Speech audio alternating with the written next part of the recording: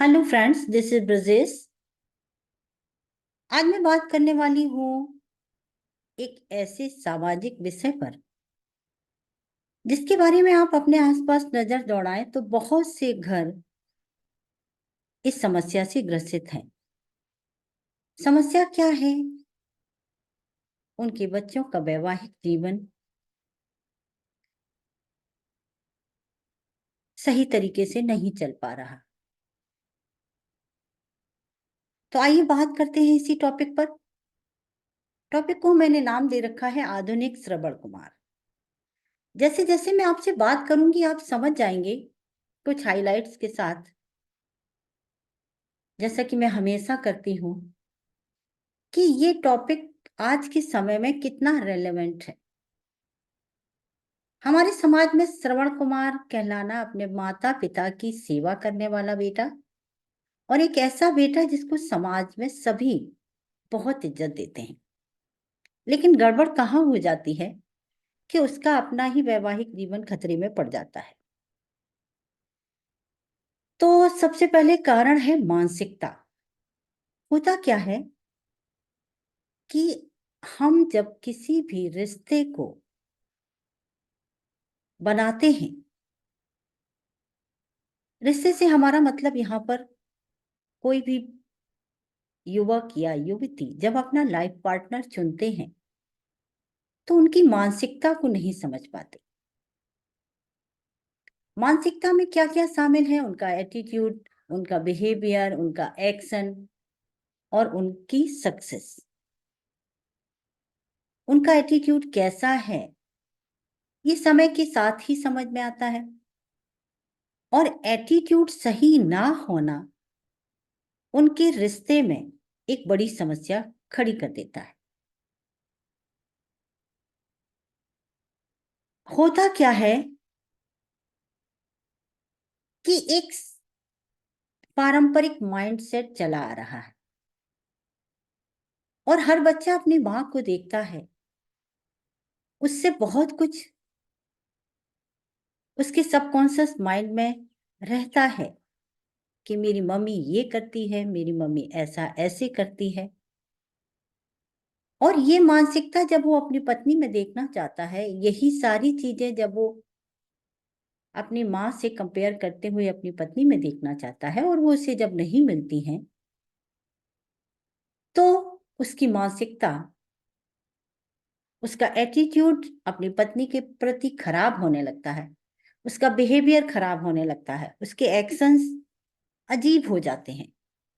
वो रिश्ते की अहमियत को ना समझते हुए अपने एटीट्यूड को लगातार खराब करते जाता है और यही आगे चलकर उनके संबंधों को खराब कर देता है और कई बार यही संबंधों के टूटने का सबसे बड़ा कारण भी बनता है। तो मानसिकता के बारे में सबसे पहले आज की युवा पीढ़ी को सतर्क रहना होगा कि कहाँ एटीट्यूड उनको दिखाना है, उनकी प्रायोरिटीज क्या हैं और उनकी इस रिश्ते को लेकर क्या रिस्पॉन्सिबिलिटी होगी, वो अपने इस रिश्ते से क्या एक्सपेक्ट करते हैं। जरूरी नहीं है कि उनकी माँ ने जो कुछ किया था वही तरीका सही था। हो सकता है जिस पार्टनर के साथ वो संबंध में है वो उससे ज्यादा एजुकेटेड हो, उसके काम करने का ढंग अलग हो। भले ही उसकी प्रायोरिटी आपका रिश्ता हो, आपकी फैमिली हो, आपका रिस्पेक्ट हो, आपका परिवार हो, लेकिन उसको दिखाने का तरीका भी अलग हो सकता है। तो युवा पीढ़ी को इस विषय में बहुत ही जागरूक होने की जरूरत है। कई बार मानसिकता भी आपके रिश्ते को खतरे में डाल देती है। नेक्स्ट पॉइंट होता है आर्थिक स्थिति। अगर आप का पॉकेट अपने पार्टनर्स की इच्छाओं को फुलफिल करने में समर्थ नहीं है तो निश्चित रूप से आपको विवाह के बंधन में नहीं जाना चाहिए। अब मैं ऐसा क्यों कह रही हूं? मैं इसलिए कह रही हूं कि आज के समय में कोई भी युवक विवाह तब करता है जबकि उसकी उम्र 30, 32, 28 से ऊपर ही होती है। और इस उम्र में आते आते जब आप विवाह करते हैं तो आपको आर्थिक रूप से निश्चित रूप से सक्षम होना चाहिए। अपने और अपने पार्टनर के खर्चे उठाने की क्षमता आपके पॉकेट में होनी चाहिए। क्यों ऐसा है? क्योंकि आज के समय में जब इस उम्र में आप विवाह करते हैं तो निश्चित रूप से आपका पार्टनर भी एजुकेटेड होता है, उसकी भी इस रिश्ते को लेकर कुछ एक्सपेक्टेशंस होती हैं जिनको कि फुलफिल करना जरूरी है।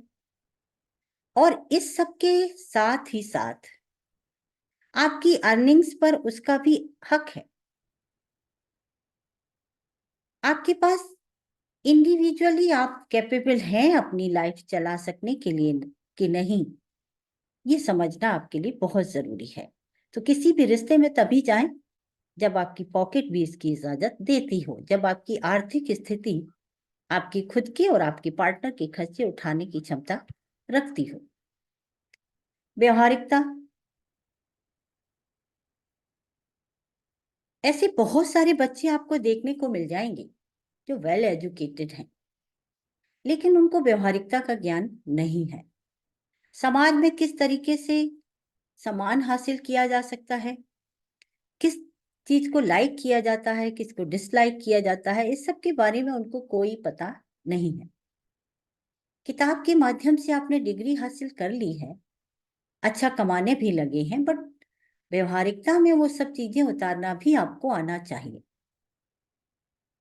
ऐसे बहुत सारे रिश्ते आप सभी ने देखे होंगे जिन रिश्तों में एक हैबिचुअल पैटर्न है उनके पार्टनर का, फिर वो चाहे लड़की की तरफ से हो या लड़के की तरफ से हो,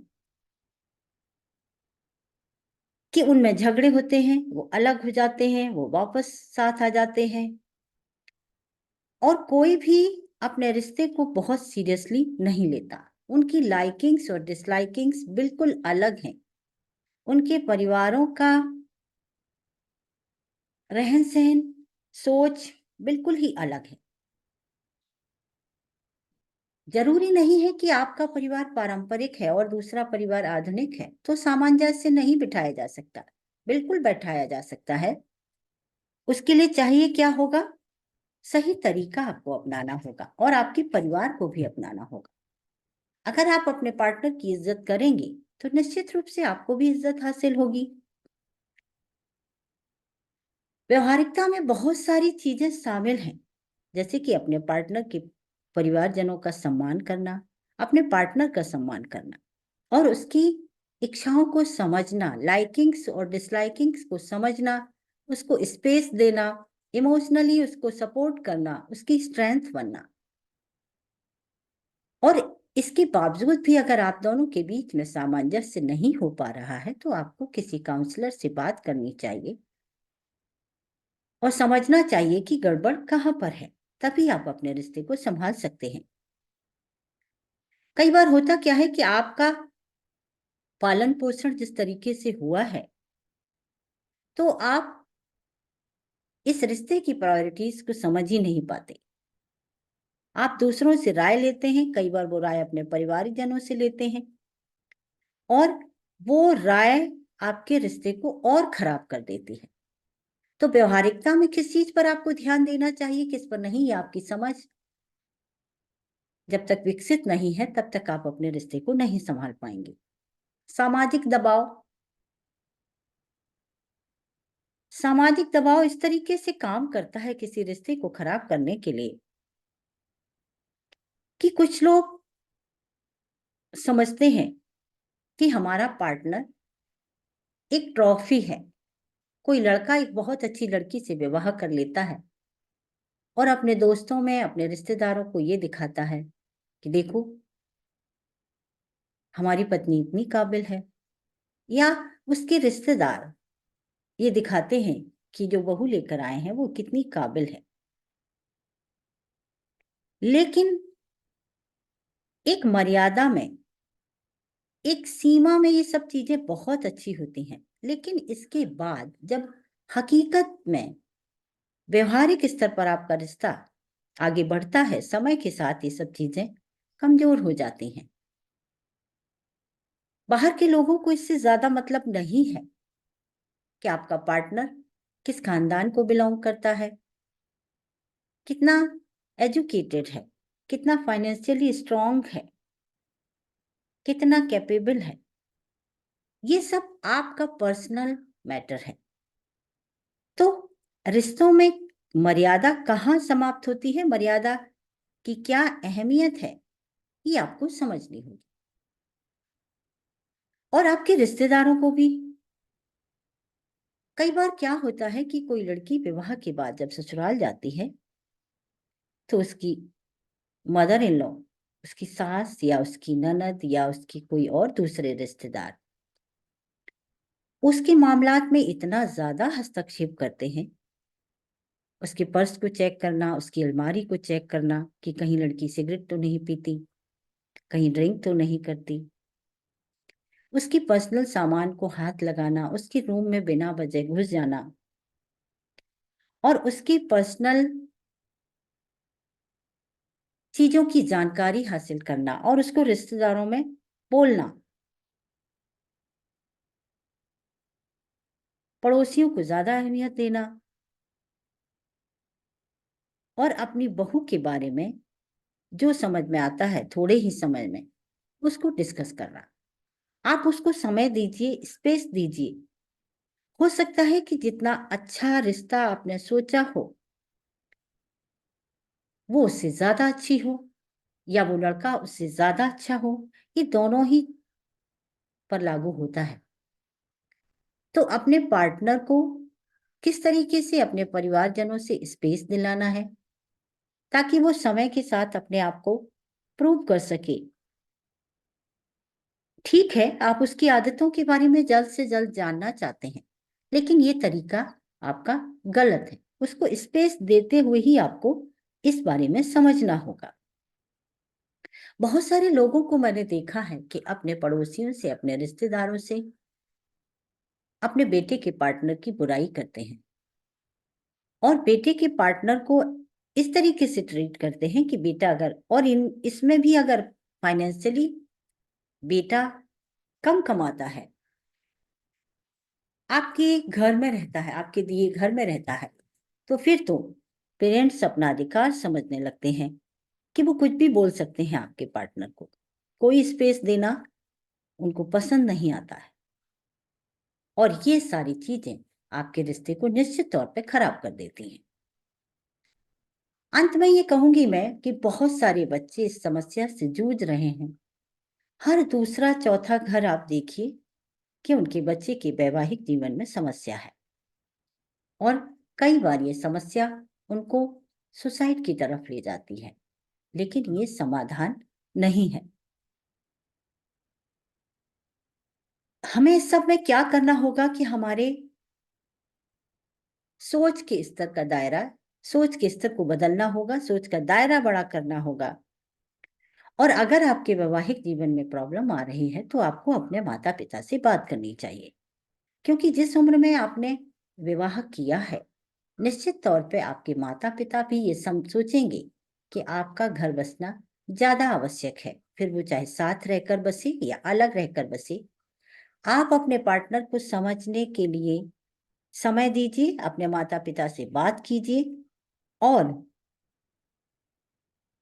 उनको ये बताइए कि अगर आपकी पत्नी से आपका अलगाव हुआ तो इसकी भारी कीमत आपको चुकानी पड़ेगी। इसलिए आपको अपनी प्रायोरिटी वाइज अपने पार्टनर की प्रायोरिटीज को, प्राथमिकताओं को आगे रखते हुए डिसीजंस को इम्प्लीमेंट करना होगा, लागू करना होगा। अपने घर वालों के साथ मिल बैठकर बात करके जो चीजें आपके पार्टनर के लिए आवश्यक है, आपके रिश्ते को बचाने के लिए आवश्यक है, वो जरूरी कदम निश्चित तौर पे आपको उठाने होंगे। अगर आपने वैसा नहीं किया तो आप निश्चित जानिए कि आपका वैवाहिक जीवन खतरे में है और जिसकी की भारी कीमत आपको चुकानी पड़ेगी। पेरेंट्स के लिए तो आप होंगे, लेकिन आपके लिए कौन होगा?